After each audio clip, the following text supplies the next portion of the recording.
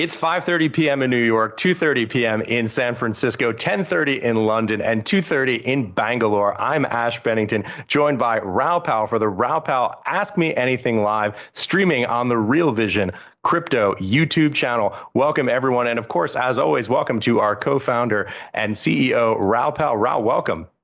It's always good to be together, Ash. Always fun. Friday afternoon, we can have a bit of amusement and hopefully get across a bit of value to people as well. This is great. You know, Raoul, this is actually our first conversation on an AMA on Real Vision's crypto YouTube channel live. We did it last week on the main Real Vision YouTube channel. This is really fun, uncharted territory. Raoul, tell us, what are you looking at right now in the crypto space? And tell us a little bit about your goals for this AMA. So this AMA for me is, I want to get across my thinking, where we are, because it's macro crypto and this is my sweet spot. Doesn't mean I'm going to be right, but you know, I have a pretty strong opinion on it. And also just to get questions from people as well, to see how we can help, how I can help, what I can shed light on, any knowledge I can give, I'll do my best. And if I don't know, I'll always tell people I don't know. So that's how we'll tee it up, and we'll have some fun doing this. Macro backdrop, that's where we start. The macro backdrop, the thing that drives crypto that everybody has now learnt is the adoption cycle. So how many people are adopting? And we're seeing, for example, the number of wallets in Ethereum and stuff go up, but the overall activity of these networks are pretty stable. They came down from peak, they've remained stable, and that's why the price action's been sideways, trended lower in the summer as we had all of the CeFi shocks. But the main driver of all of this is liquidity. Liquidity drives all financial markets. Liquidity, for the definition here, would be the kind of ease of which money flows around the system. And I can use money supply growth, M2 growth globally. And obviously with the central banks all jacking up rates and shrinking their balance sheets, what they're actually saying to you is, we want to take liquidity out so you guys can't do as much speculation. Now, what that means is things like your credit card rate goes up, your mortgage rate goes up, you've got less money to spend on stuff. So liquidity, your liquidity has been taken out of your pocket. And it's the same for everybody, particularly because there's so much debt in the system. However, our job is not to live in the present. Our job is to live in the future.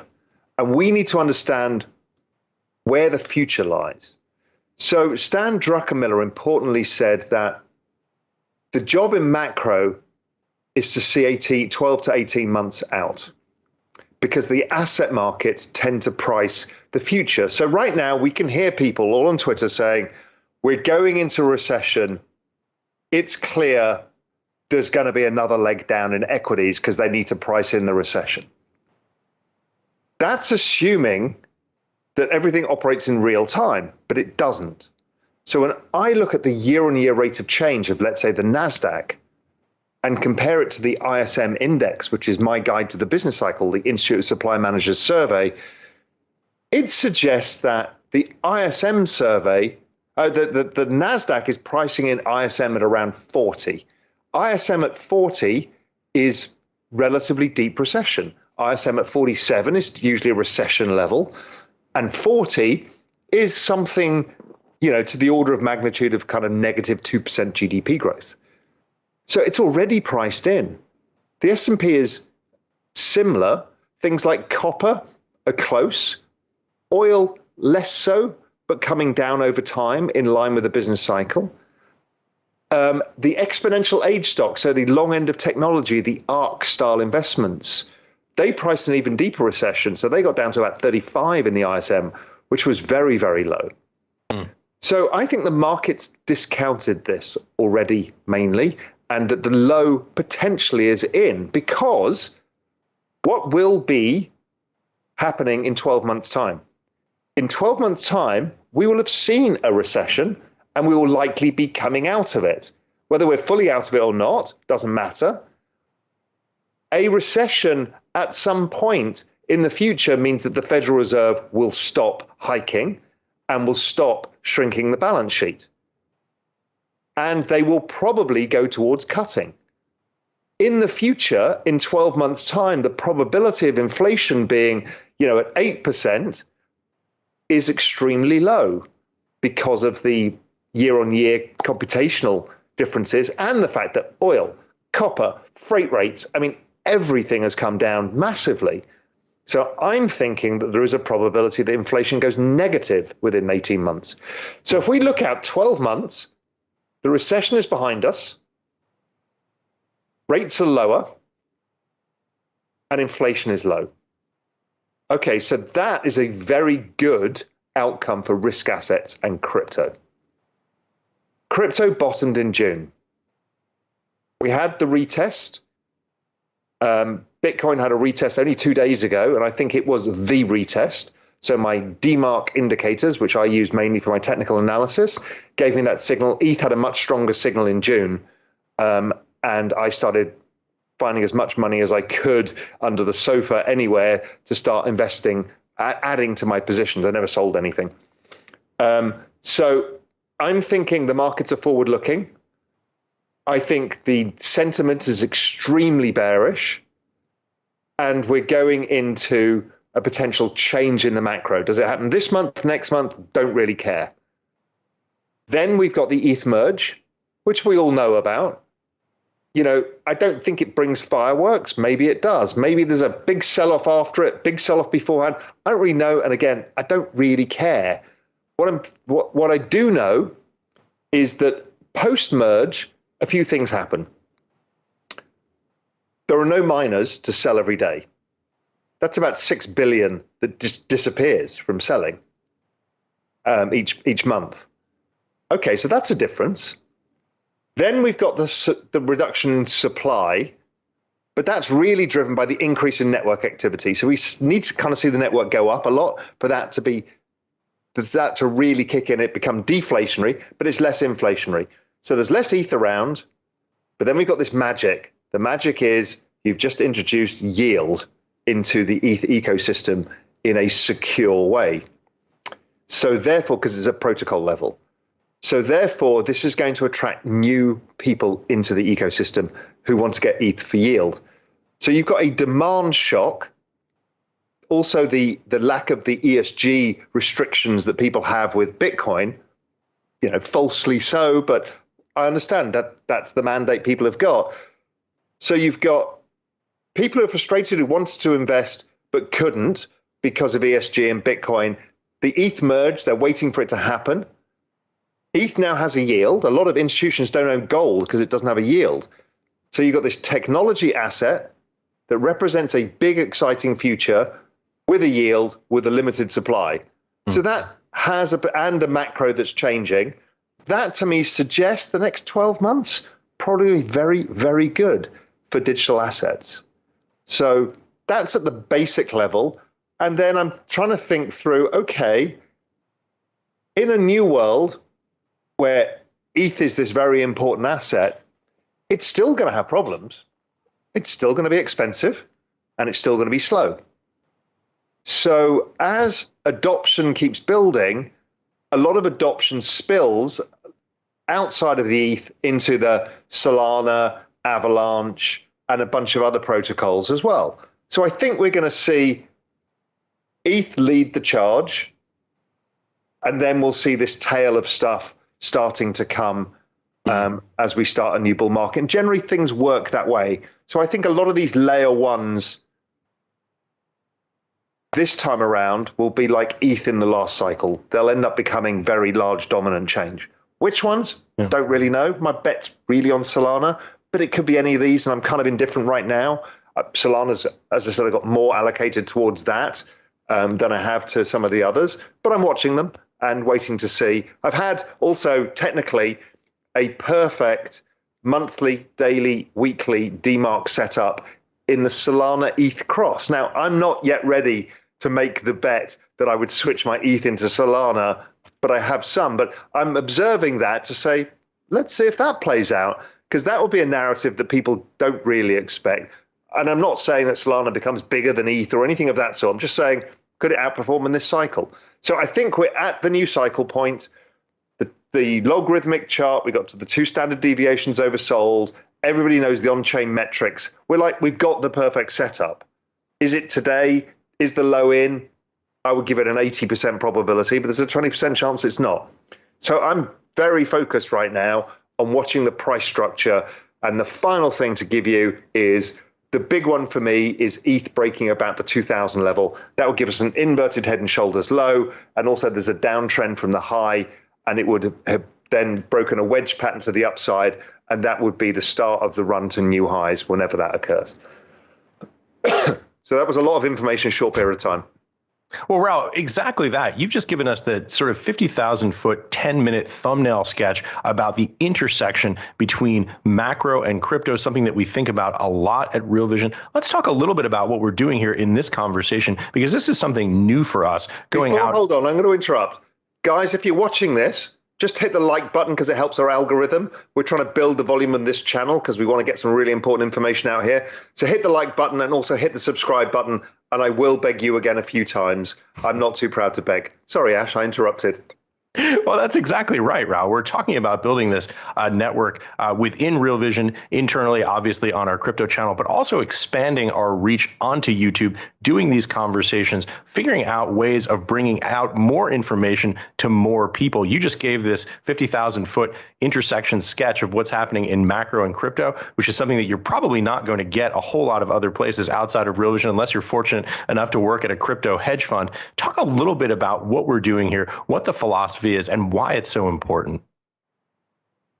I have, since I first discovered Bitcoin in 2013, been of the opinion that this was a parallel financial system that's being built. In the last 18 months, I've realized that it's bigger than just a financial system. It's in fact the entire system of value, transfer, storage, and ownership in the new digital world. It is probably one of the biggest things I've ever heard of or seen, and it is an incredibly exciting moment in time to be part of it. And it's like learning about the discovery of oil when the Rockefellers and all of these guys started figuring out that the oil was going to make the world go round. Had you been an investor and a participant and understood what it could do and what businesses you could build across the network of oil or the mobile phone or the internet, the fortunes that were made, the changes that happened were so staggering. And this is happening faster. And at the very center of it is a system of money and value, which means that in itself, it is going to accrue value faster than anything else, because that's what it's actually doing, is taking value from old places and putting it into a new place. So the opportunity set is so big. And it is that perfect nexus of macro and crypto, because the macro is so fucked, which we've known for so long. The massive debt, the bad demographics, the polarization of the world again, the deglobalization, the globalization, all the mess that caused. All of that is going on in macro land, which is pretty miserable. And here's the solution in front of our eyes. I mean, what a time to be alive. And that's why it's so important. Everybody needs to understand this stuff, whether you're trading this stuff, building businesses, or you're just observing it. It is incredibly, incredibly important. Yeah, and we should say, of course, during the industrialization of the Western Hemisphere, there, of course, was considerable risk in speculating in those oil stocks. But the idea here, what we're talking about is sort of doing this broad-based education, trying to explain everything that's happening. And it's a journey that you and I are going on together, understanding this, and with our subscribers, trying to figure out all of the things that are happening. You talked about the merge. You talked about the context broadly, what's happening in the macro sphere. These are obviously incredibly complex types of topics that we're unpacking here. We're bringing in experts on the platform on Real Vision Crypto right now. By the way, if you're interested in subscribing to Real Vision Crypto, you can go down to the description of this conversation and click there. But bringing this out and really trying to figure out ways of bringing this outside onto YouTube to expand the conversation, something that I know you're passionate about. Give us some of your thoughts about why we're doing these AMAs, Raoul. Because firstly, we're all learning together, as you made the point. Definitely. And none of us know the answers. So if we all learn together and we all learn at the same speed, that's just nice. It's nice to have a community. It's nice to have questions, people to ask. I don't know everything. Far from it. There's a load of things I'll be dead wrong on, Some things I'll miss entirely. It's not my job. My job is to set everybody in the right course, and let's figure out. That's why I speak to people like Yatsui about what he's seeing, or I just got off the phone with John Wu from Avalanche, and I spoke to Anatoly from Solana, and I'm so privileged in getting to speak to people. And if I can share my learning as I'm chatting to these people saying, hey, what the fuck's going on in your ecosystem? How does this work? How are you seeing network adoption? How are you thinking about the future? What opportunities are you seeing? And everyone can watch over my shoulder. Then we all go together.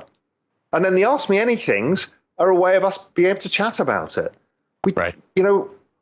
That's the joy of this thing. And as you said with the railroad, with the oil stocks, and it was the same with the railroad stocks. These were really important networks that got built. Yeah. Tons of stuff failed. There was tons of excess speculation. The United States would not be the United States without the railroad network or the oil network or the phone networks. So this is how big these things are. And let's figure out where the main opportunities may lie, because this one, unlike those, the average person can participate in on a pretty much equal footing because you're part of the network by owning a token. Yeah, and that doesn't even take into account NFTs and all of the changes that smart contracts bring, which is a whole nother mind-expanding world out there. Yeah, we haven't even touched on Web3 and some aspects of DeFi yet. But, it really is extraordinary privilege to get to have these conversations with some of the most brilliant minds in the world. And as you said, it's so liberating to be able to say, you know what, I don't have all the answers. We don't have all the answers. Nobody has all the answers. And that is so much about what we're interested in doing in Real Vision, is just to explore those conversations with different people from different perspectives who can give some context on the way they see the world from where they sit. Exactly right. And the way that I form an opinion, and everybody should, is you listen to a lot of broad-based opinions. Sure, you can take the crackpots off from either side, but listen to a broad base of opinions. Like there's some really interesting opinions on why the ETH merge might be a mistake.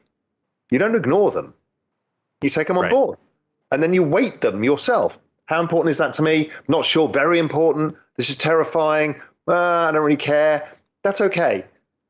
But having people's opposite opinions, differences, nuances, it's really important with a macro scenario. Just because I tell you what I think doesn't mean I'm right. But once you listen to a bunch of people, you can start formulating your own opinion, saying, this is what makes the most sense versus what I'm seeing and thinking. And therefore, I can have these set of outcomes and actions. That's what Real Vision is really all about. Most other podcasts are one show host. And so you're getting one person's opinion. We're not that at all. We are the conduit for learning. We've even started in many of the videos now to even give the key takeaways, explain what you're going to get out of the video, to simplify them. And you do a great job of simplifying stuff as we go, because people are at different levels in their understanding. Some people speak fluent macro and other people think that I'm speaking complete voodoo. And that's okay. I probably am, but And the same thing too on the tech side, right? Even if you're someone, it's just there's so much material, so much density, so much going on. But by the way, so smash the like button, smash the subscribe button. We really need people to participate in this with us, to join us for this conversation, and that's what makes this so exciting. Yeah, and the more of you hit that like button and the subscribe button, the more likely we're going to do this on a more frequent basis. But if you don't, well, you won't get anything. We'll just run old reruns of I Love Lucy on the channel instead. I would watch that. Yeah, you would. You're weird. So, Raoul, in that spirit of bringing the community in, what do you say? Should we jump in and hit some questions? We get a lot of them. They're coming in from every sort of type of social media, email, lots of stuff coming in from the from some of our. Yeah, let's do it. So the first one comes to us from Emmerich, and the question is: crypto went risk off when global M2 started dropping. Obviously, this is a macro question. We expect crypto will go to risk on when global M2 turns around. How can the average crypto investor monitor global M2 to see this turnaround as it happens? And this is one of our pro crypto members who asked this question on the Discord.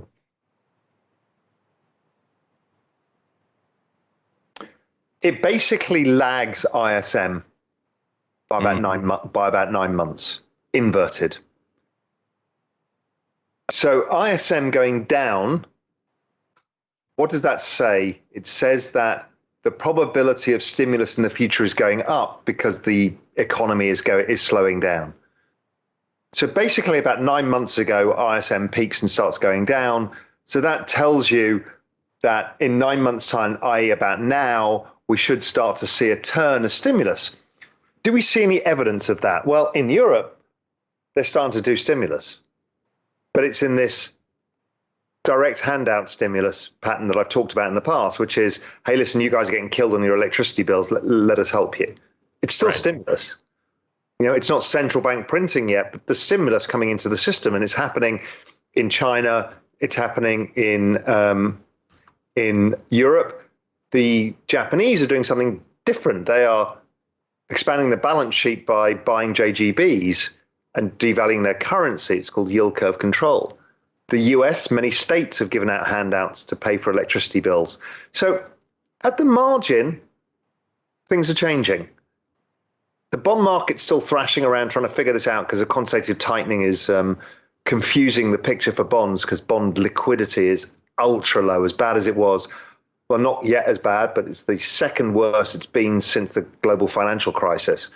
So there's an issue going on there. But generally speaking, if I look at things like forward break-even rates, they're telling us inflation is kind of in free fall right now. So those are all of the things that will tell us this. But ISM 9 months forwards, so as long as ISM is falling fast, the probability goes up.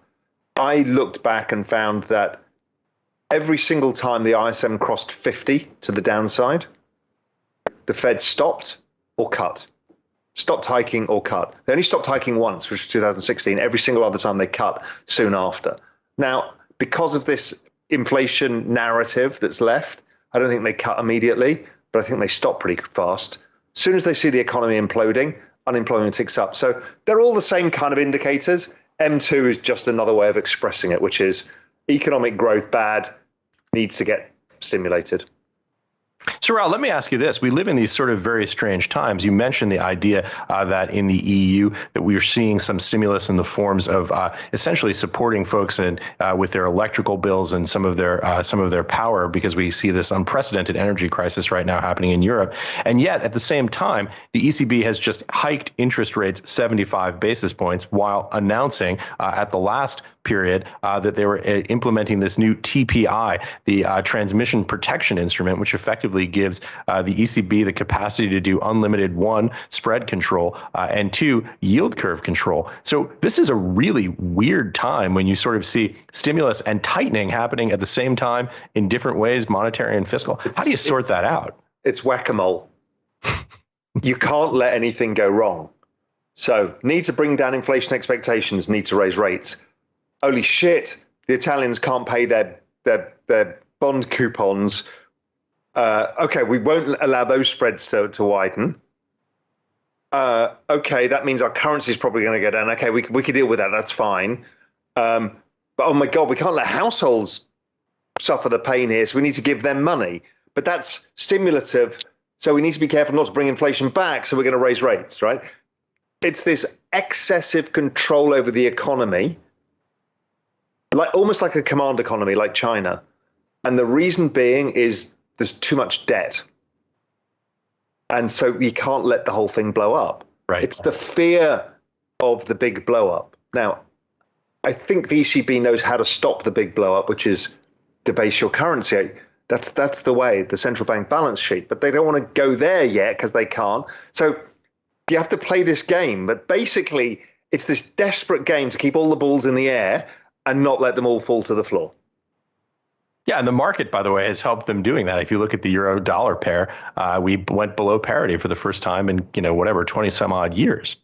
Yeah, and it probably falls further over time, whether it does it in this cycle or or as rates start peaking out here and falling, does the euro start gathering strength for a while, and then maybe in 2 or 3 years' time we start going down. I still think we go down to 80 cents, 75 cents against the dollar. So I don't think it's over yet. So it's a long-term trend. Currency trends are very long-term. But yeah, it's an amazing game to try and see these central banks with all their juggling balls in the air saying, just please don't break, but trying to fix things as they go. Not easy job. I wouldn't want to be a central banker for love or money. They're juggling flaming knives. They are, and they know it. But what would you do if you were given the job? If you were Christine Lagarde, what are you going to do? Let it all burn? No. So you kind of don't get the choice. You're stuck. You're stuck trying to plug the leaky boat with your fingers. So you've got your toe there, your finger there, but there's another leak. Oh shit, I'll do that, and I'll go back. That's the game they're all playing. All of them: the Fed, the ECB, the Bank of Japan, the PBOC, the whole damn lot. Right. They're trying to stop up the water with their nose at this point. Exactly, and it's coming out of their ears. Raoul, what happens if you see euro dollar at 75? I mean, that's really significant. Well, you go and buy yourself a holiday home in Spain. I think you already have one of those. True. But you know what I mean, it's not the end of the world. Europeans can export more. Maybe it makes the Italians and the Spanish more competitive on a global landscape. Who knows? It doesn't have to be apocalyptical. And if you can do it in a slow enough way, I mean, well, the yen was 48% in a year and a half, which is pretty staggering for the third largest currency traded pair on earth to have moved that fast. And nothing really broke. So look, it's okay. It doesn't mean the end of the world. I mean, I've never seen Twitter so apocalyptical about everything. It's like Europe's going into the Stone Age this winter. There's going to be bodies in the streets. Everyone's going to be rioting. There's a nuclear war going to go on. I mean, everybody calm down. Those outcomes, there is a probability, but it's not the highest probability. Europe, there's a lot of smart enough people. They might have made some policy mistakes, but they'll figure it out. Andreas Steno Larsen talks about this a lot, is people, particularly on the US side of the pond, looking at the European side of the pond, are much more apocalyptical. That's very interesting. By the way, we had a solution to manage these global competitiveness issues in Europe with, for example, Italy and Spain. It was called the lira and the peseta. Yeah, that's true. But to be fair, having lived in Europe, lived in Spain, lived in a pre-Brexit, the UK, the ease of the moving of capital around Europe between some pretty big economies, Germany, Italy, Spain, and these are big economies, France, was a privilege to be able to go and live in any one of these incredibly culturally rich and diverse economies. And it would be sad to see it break down. It would be sad to see it go back to the peseta with border control. The post-Brexit world is complicated because they're not part of the EU anymore. So trucks and movement of goods is not easy, and there's taxes to pay, and it's not easy. And I don't really like to see the fragmentation of Europe. Right. I know it's everybody's favorite kind of theme noir is the euro needs to die. It's the bastard stepchild. It must go. Okay, do you really want to go every time you travel to Europe to have to go to passport control every border, change your currencies? No, you really don't. So if they can hold it together, it's good. Will that mean more federal level policy? Probably. Some Europeans will accept it and some won't, and that's okay too. Yeah, we've gone down kind of a macro rabbit hole here, Raoul. So here's a real pure play crypto question from Patrick S. And the question is, Raoul, you speak so often about network effects and how we know that Solana is growing at a faster rate than Ethereum at the same stage. How do you anticipate this translates to price for Solana in the coming years? Well, as I said, I think it probably outperforms because it is a very, very early stage, but my God, there's the amount of development activity, the amount of GitHub lines of code that's being created, the applications layer, even things like the phone, this Steppen, and these all don't have to work. I'm not saying they're all amazing things and they'll all survive, but the amount of stuff going on, even what's been happening in the DeGods NFTs this week in Solana NFTs are a big deal. So there's a lot going on there, and there's not any other chain that has that level of activity outside of ETH. The one behind it is probably Polkadot. but Polkadot has less end user. There seems to be a lot of development, but it doesn't have the value being exchanged on chain yet. But maybe because there's more complexity. And Avalanche is seeing a lot, but it's not at the level of Solana in any way, shape, or form yet. But maybe it gets that because of their multiple different the kind of subnets. So maybe they get more network effects. I don't really know. But so my guess is that if Solana continues in the way that it is, even acknowledging the fact that the chain has been breaking and they know that too, therefore, if your future discounted, you'll expect that will happen less because they will address it. And therefore, over time, Solana probably does okay. That'll be my bet. Talk about what a time to be alive. Here we are talking about macro, and in the same breath, code commits at GitHub.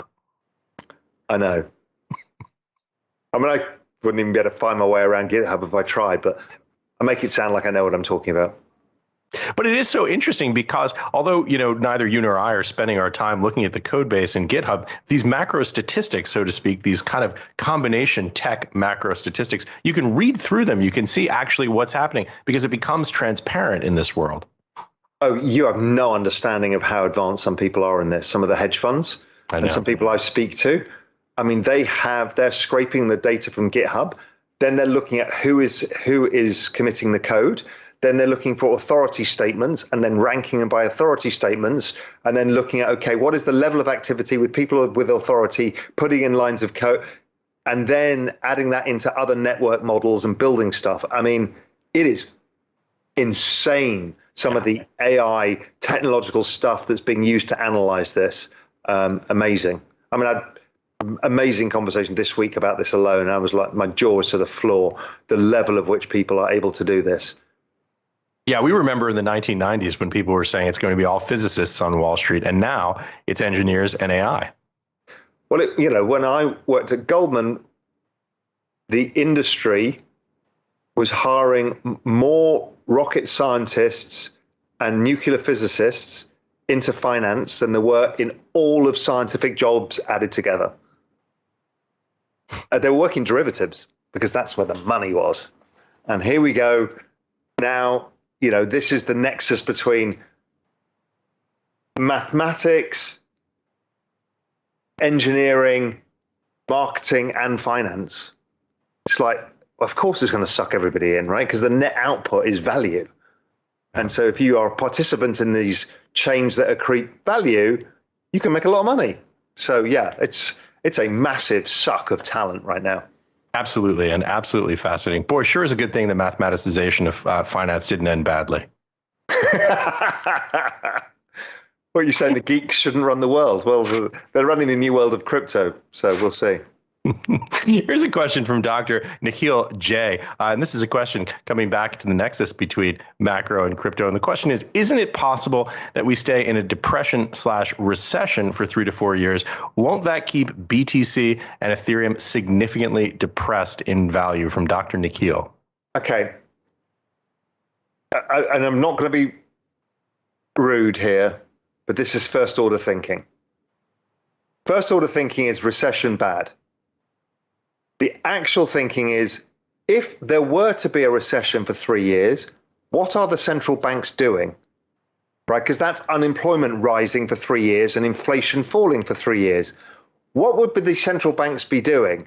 They would be trying to stimulate as much as possible, because we have not had a 4-year recession in, well, as long as, I think, not even the 30s. I don't think it was that long.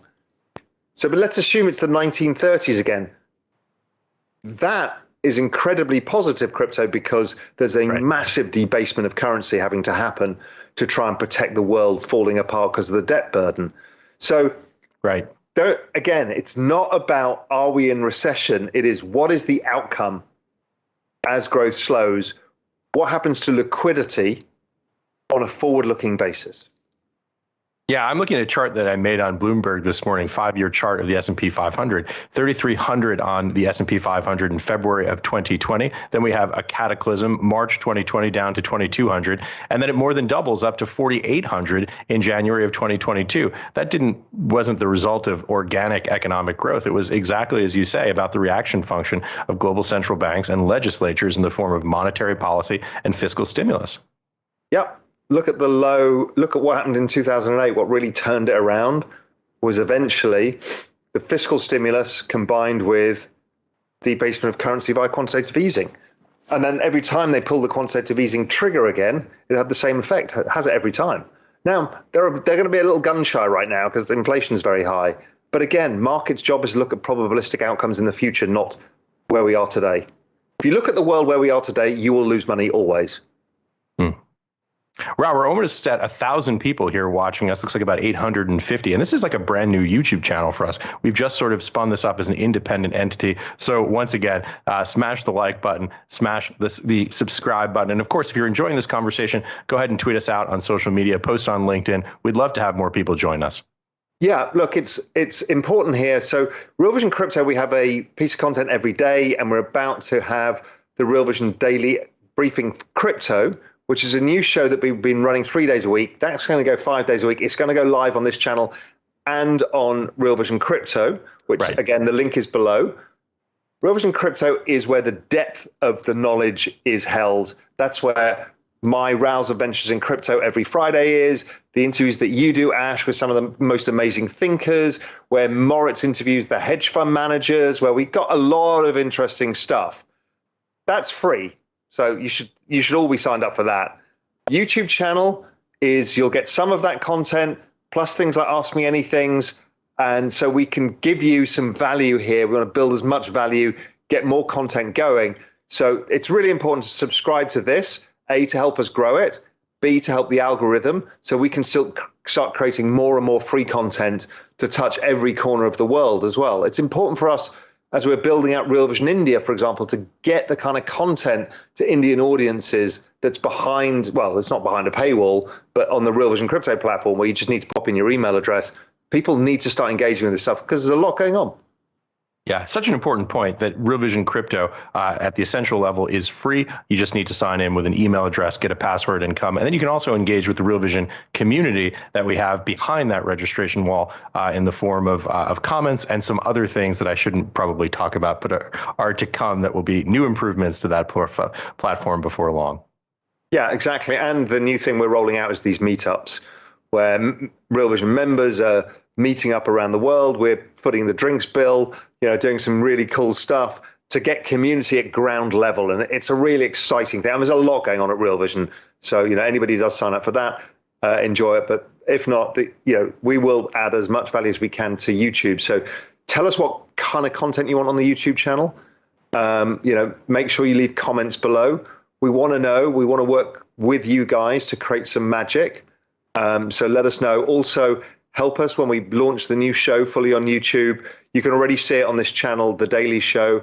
Give us feedback. Give us feedback. Let us know what you think. Let us know what kind of improvements we can make. The show's built for you. It's not built for us.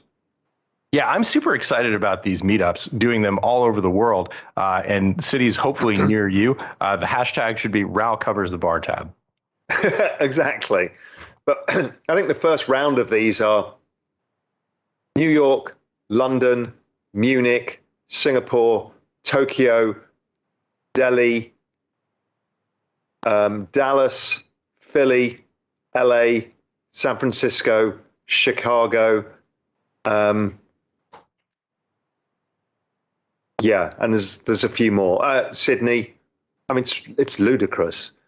I mean, already just like 500, and we've got a huge event in Cayman coming as well. There's another 200 or 300 people just coming for a meetup. There's not even any speakers or anything. It's just all of us getting together and hanging out in paradise. So there's a lot going on in Real Vision. And we should say, I think we can say this, that the Real Vision event here in New York is going to be at our Real Vision studios. Yeah, of course it is. It's so cool. We designed that to look like Keith Richards' bedroom, a theoretical Keith Richards' bedroom. It's a really cool space. By the way, Raul, hopping back to something you mentioned before, Real Vision Crypto Daily Briefing, which we've been doing 3 days a week at Real Vision, streaming on YouTube, also, of course, streaming on the platform. But that's going to, as you say, 5 days a week, and a new time that's 12 p.m. Eastern time, 9 a.m., excuse me, if you're in West Coast. And it's like perfect time if you're, wrapping up the day in Europe as well. Come and watch and have a pint. Yep, it's going to be live, it's going to be fun, and there's going to be a lot of information. I mean, Real Vision Daily Briefing has been a smash hit show for us, just delivering exactly the kind of insights that people want. It's not much fluff, it's still fun, it's easy to watch, but it's all about insights, and it's going to give you the insights you need every day to understand what the hell is going on in crypto, because it's fast moving. So I think it's going to be a massive show for people. That's the idea. Yeah, it's a really cool format that we've really designed to try and add the most possible value we can in our viewers' lives in the shortest amount of time. So we cover the price action at the top of the show, we talk about the day's stories, and then we do an interview with deep insights that we can get from some of the smartest folks in crypto who we've built this network with over the years. Yeah, exactly. We're very privileged, the people we have in our network. It's astonishing. So anyway, let's ask another question before we bore people about how great Real Vision is. Here's one from Subara Puhaja, and the question is, can you suggest some ways that big tech could use Bitcoin? At the moment, it's just been speculation on what could happen.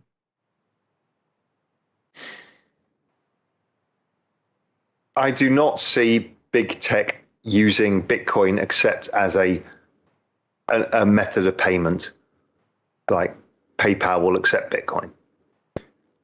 Because there's not much that can be built on the Bitcoin layer, on Bitcoin itself. So you have to use the Lightning layer, and that's really for a payment system.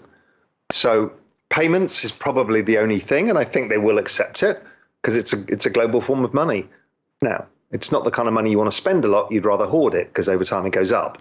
But as it gets broader with adoption, then yes, it can use as a payment system. But it's an instant way of transferring value. Lightning Network's proven itself to be super fast way of me sending you $1 over Bitcoin rails. So I think that's really where big tech will adopt it. And I think the probability of that is about 100%. Yeah. It's already coming. So I want to go through some questions that are coming in from YouTube because I can see the stream moving by very quickly in this conversation. And this one comes to us from Serkan Orbe. And the question is, what about XRP? Obviously, they're talking about Ripple. Any thoughts there, Raoul? Yeah, so there's this weird narrative from the past about Ripple. The point being is, even if they have to settle a lawsuit and get a slap on the wrist, Ripple plays actually quite an important role. It's a money transmission network, and it does quite a good job of it. And it has deep connections with global governments around the world and has worked really hard on it. So there is a reason the chain is valued as highly as it is. And it's not from speculation, because actually, it got taken off a whole bunch of exchanges because of the lawsuit. It's actually because when I use my netcast law model, the amount of value that gets transacted on the chain is very high. It's being used. So I think if you lift the legal issue, probability is that the value of the chain increases significantly. And as the world moves towards central bank digital currencies, I think the XRP network is going to be somewhere at the center of all of that. So yeah, I don't rule it out. I know it's not flavor of the day for a lot of people. I think it's a big player, it's a real player, and it has its niche. Raoul, we could do a speed round of just these L1 coins. Here's one comes to us from Tiago Leal from YouTube. Raoul, why do you never mention Cardano as a potential successful layer one? I don't, because there's not enough being built on it that has applications that we have seen. So it's of no bias. I just use the same network adoption model, and Cardano has more retail adoption than it does have yet developer adoption. Yes, I know there's periods of time where you see a bunch of developer adoption come on the chain, but until we start to see an applications layer that is gaining traction, then it will remain less of a focus to me. I have owned it on and off. I don't own it. But again, I don't wish it ill either. If they get something with a killer app, great. If they don't, it's not going to win the game. Simple as that. It's the same for everybody. Okay, here's a layer two question from Peter Bizyak. I think he's asked this twice, and the question is just Polygon, question mark, question mark, question mark. Look, it's super interesting. So I don't know how these layer two plays out, where the value accretes to. I know all the smart people are all looking at the layer twos. It's not really my game. Polygon has been super interesting to many people. I get it. I'm not invested.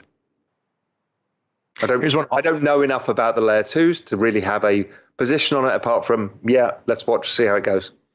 It's also interesting to see where layer twos are going to be after the merge and what impact that's going to have on. Well, I think after the merge, it's probably good, much like it is for the other fast chains. After sharding, it becomes questionable. So, and sharding's a way away. So, it's of no urgency, and some chains will get adoption, and then there's friction of moving off chain, so people won't leave it. So who knows? It's all to play for. But speed is something that people need to solve for, speed and cost, and layer twos solve speed and cost. So, okay, let's see how the game plays out. Maybe that's the big game in town for this cycle is the layer twos, quite possibly. But I'm just not up to speed enough really to make an informed decision. Yeah, you mentioned an incredibly important point about Ethereum, Raoul, which is that obviously the merge is just the beginning. We have all of these rhyming phases coming out ahead of us: the surge, the verge, the purge, the splurge. The point here is not that you sort of memorize everything that's happening on this, because unless you're one of the core developers, it's very difficult to do. But just to understand that we're just at the beginning of this transition that's happening in Ethereum right now to proof of stake, sharding, obviously something that's happening in the future. But all of these things are just a part of a progression that's happening in the space. Yeah, it's technology and it's being updated. Now, Bitcoiners will say, well, this is why we should never use it. Well, Bitcoin can remain Bitcoin, and that's absolutely fantastic because it is steady state. But I want my technology to also perform, and I want it to adapt as circumstances adapt. And in this massive distributed network of developers that can help develop these ecosystems further, good. And if they fail, and their token goes down because of it. So they're highly incentivized not to screw it up. Won't mean that they won't. Some decisions made will be wrong, and that's okay. That's all part of the risk of investing.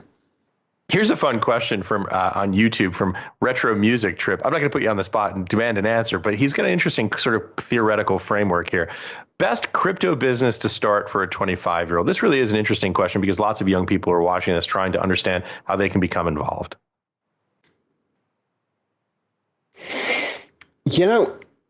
Think about where adoption is going to come from. Think about the next billion people. And, I think it's around culture that I've talked about. It's about social tokens. It's around other uses of NFTs that isn't the same old stuff that's going around and around and around and around with PFPs. I think it's around ticketing. Contracts, high volume contracts. That's where the big scale comes in here. Any high volume contract, whatever that is, I would look at that.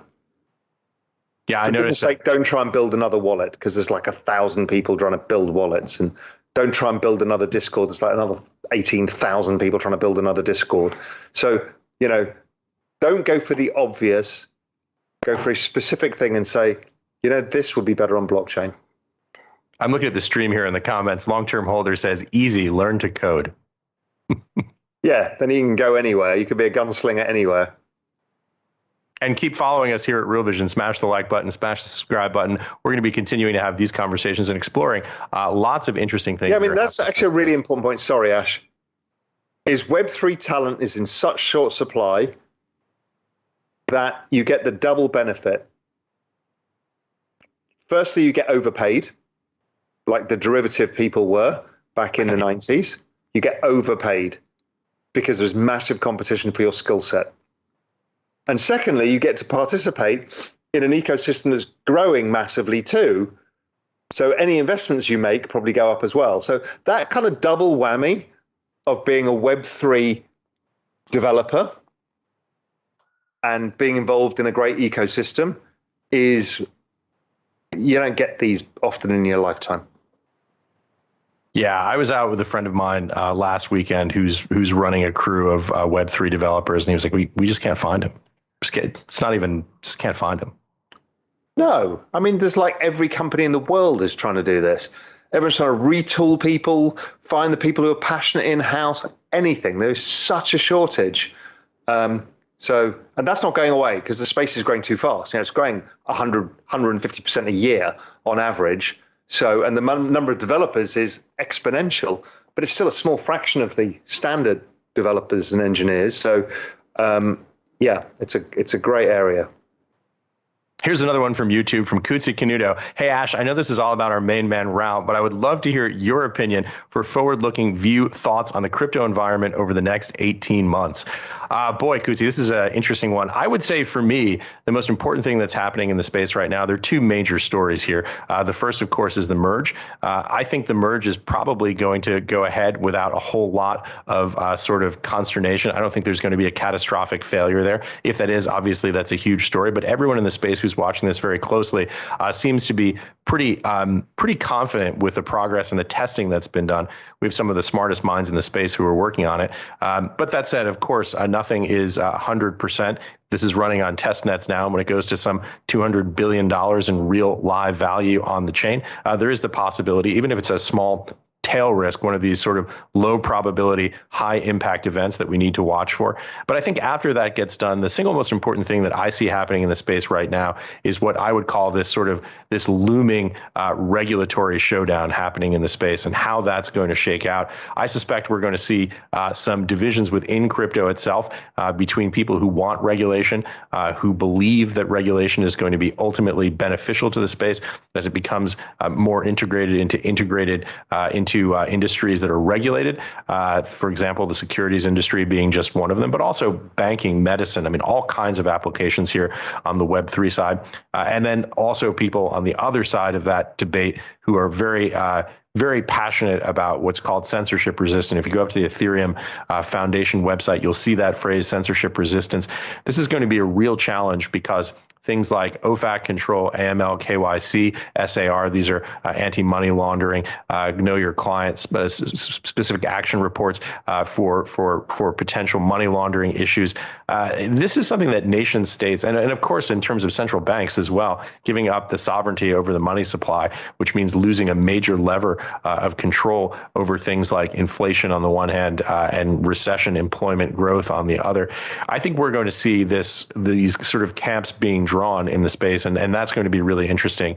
And throw into that, there's the final wild card on the legal regulatory compliance legislation front, which is what becomes of the world in the age of central bank digital currencies. That also could, change things in a sort of a non-linear way. Yeah, there's a lot going on, Ash. There's a lot from the macro to the regulatory to the technical. It's a lot to keep on top of. That's why the Daily Show works. It's kind of for this. Yeah, and it does what it says on the tin. It kind of helps analyze, figure out, give you insights into all of this. Yeah, and doing this every day and covering the news cycle in this space and providing analysis, context, and explanation, aggregating all the stories that are out there. This is a really fun thing for me to do, and I think for everybody involved, because we're just in that cycle every day in a way that's just like, it's wading into the Colorado River, into the rapids. It's a lot of fun. Yeah, no, it is, and it's exhausting as well. Yes, it's that too. Never bloody stops. 24 hours a day, 365 days a year. And then we're so Pavlovian trained is when it's a quiet weekend, you're like checking the screen every 3 seconds. Like something's going to happen. It's terrible. We're all hooked on adrenaline now because this bloody market. Totally addicted. And you can wake up at 3 o'clock in the morning and on a Saturday afternoon and just look at your phone and stuff is happening. I know. It's extraordinary. Here's a fun question also from YouTube from Rootvik Bot. And the question is, where do you see the crypto industry in 10 years, Raoul?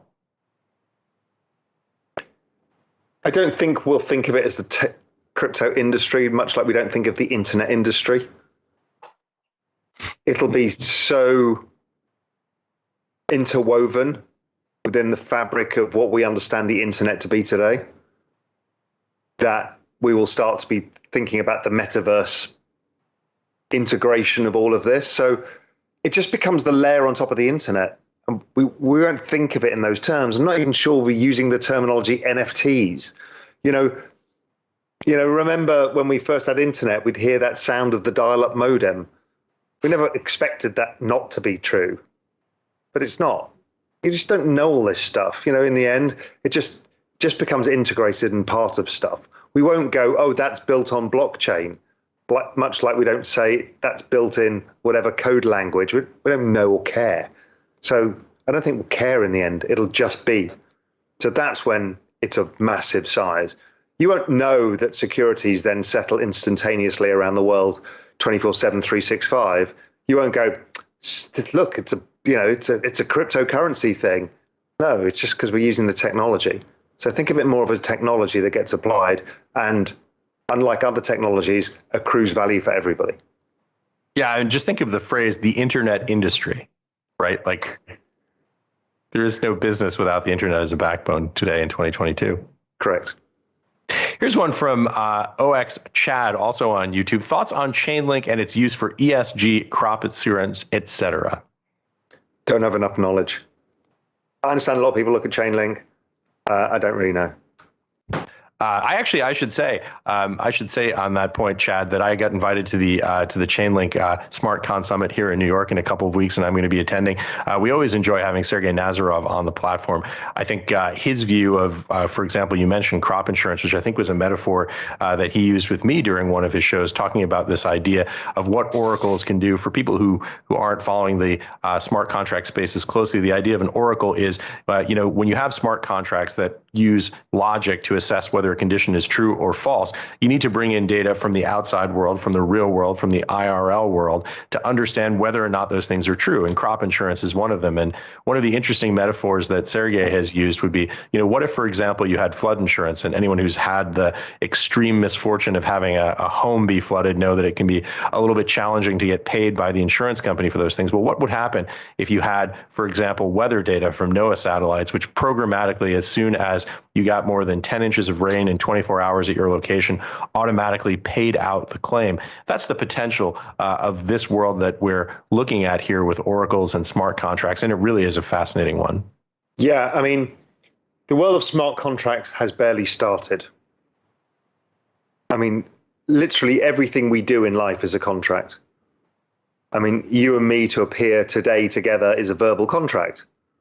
Hey, Ash, will you be there at this time? Yes, I'll be there at that time. If not, Brian Caputo is going to shout at us, or Nick will shout at us. It's a contract enforced by the wrath of God, which is Nick and Brian. But we do. But everything is a contract in life. And once you start seeing the world in those terms, you realize that so many of these can be automated. And automated contracts mean higher velocity of money, less friction, less intermediary costs, all sorts of stuff, in ways that we can't imagine. Yeah. Here's one from Owen Thomas. Will tokenization be applied to physical assets such as real estate, Raoul? Yeah, look, everybody asks this question 1,000 billion times. Every time I ever do something, what about real estate? I even asked this question to John Wu from Ava Labs today, I can't remember when. And it'll be out in Real Vision next week, probably. The answer is yes, it's already happening. Yes, it's really slow because you have an existing legal system. So what you're trying to do is take out lawyers. Well, they don't really want to be taken out. Notaries, banking, all sorts of people need to buy into this. So you could do single one-off transactions amongst a group of investors, but to make this at scale, it takes time. It is absolutely going to happen, but it's not going to happen instantaneously. Speaking of losing track of the days, Raoul, here's one from G0 from YouTube. Raoul, how many hours do you sleep at night? Well, with my tracker, I'm trying to get it to 8 hours. I'm actually not bad. About a year and a half ago, I was probably down to about 5 hours, but I'm trying to be better. So I don't take my iPad to bed anymore. So you don't sit there scrolling bloody Twitter and price feeds and stuff. I try and read my Kindle instead and stuff like that. So I'm actually trying to make sure I get 8 hours because it's too exhausting. I'm doing too many things, and just having a better night's sleep helps you a lot. I know it's a flippant thing, right? Every kind of Sahil Bloom on Twitter will say, "Oh, the number one hack in life is getting 8 hours sleep." No shit, Sherlock, but try getting 8 hours sleep. They don't tell you how to do that. It's like, oh, I can just have 8 hours sleep. Yeah, tell that to my brain that wakes me up at 3 o'clock every morning. So I haven't figured that one out. I usually sleep between like 3 and 5 hours a night, G0. But sometimes during the afternoon, I will sneak naps. Just don't tell my boss. I had a nap this afternoon. Here's one from Daniel Millington, who I suspect is a Real Vision subscriber because he's asking a question that came up with Yatsui today. In fact, it's the title of the show. Raoul, what is your view on the future of crypto gaming and the metaverse? Yes. What else do you want to know? I mean, what the question, he knows the answer. I know the answer. Yatsui knows the answer. We all know the answer is yes. The metaverse gaming will be run on blockchain rails. So it's coming. And, Yat is just investing billions of dollars in this space. So, yes. Now, I'm not a gamer, so I don't know who's having the breakthrough. Speak to Pierce Kick, speak to Yatsui. It's all coming. Yeah, and I would also add this idea that the gaming space can almost become the operating system for interaction with it. Because if you think about this, sort of the elegance, the simplicity with which the gaming interaction, which you pick up your controller, you navigate seamlessly through a world. You watch your friends, 10 and 12-year-old kids do it. They do it completely seamlessly. Boy, there's a huge amount of potential for that to be more generalized to user experiences that, frankly, are way more complicated than they need to be. There's an argument said that the film industry has been replaced by the gaming industry because it is a immersive experience of a film. There's storytelling, there's narrative arcs, and it's being in a film. So it's actually part of the same thing. And yes, I think there's learnings that will apply, and there is already. I mean, the whole book, but gamification. Who I can't remember his name. He's been on. I interviewed him on Real Vision. It's a whole part of that. Is gamification is taking over the world. Yeah, I'm always blown away when I hang out with my friends who've got kids between, like, say, 10 and 13.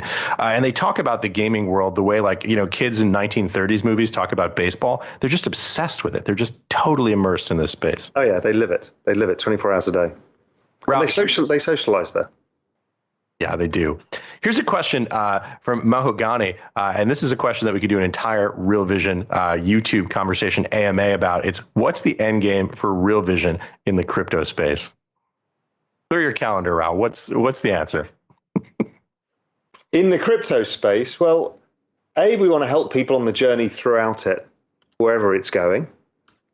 And B, we want to adopt its principles to be at the very core of Real Vision and its community. So we've already got an NFT community, which is our Genesis NFT that went to pro crypto holders.